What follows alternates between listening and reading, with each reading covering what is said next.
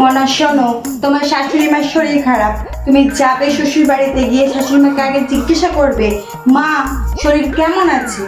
যদি বলে ভালো, তাহলে বলবে এটাই তো আমাদের কাম্য। ঠিক আছে?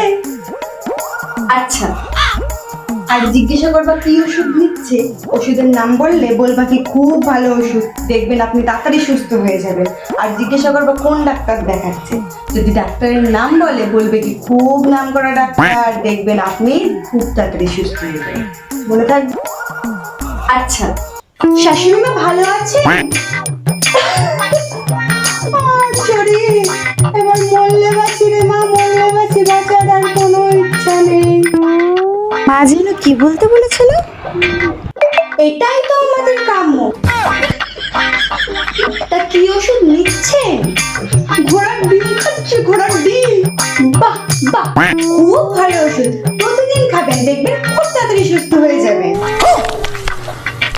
তা কোন ডাক্তার দেখাচ্ছেন? হ্যাঁ, জমকে দেখাচ্ছে, জমকে। বাহ, খুব নাম করা ডাক্তার, দেখবে আপনার মনস্কামনা পূরণ হবে। हे प्रभु हे हरि राम कृष्ण जगन्नाथ प्रेमानंदी, ये क्या हुआ?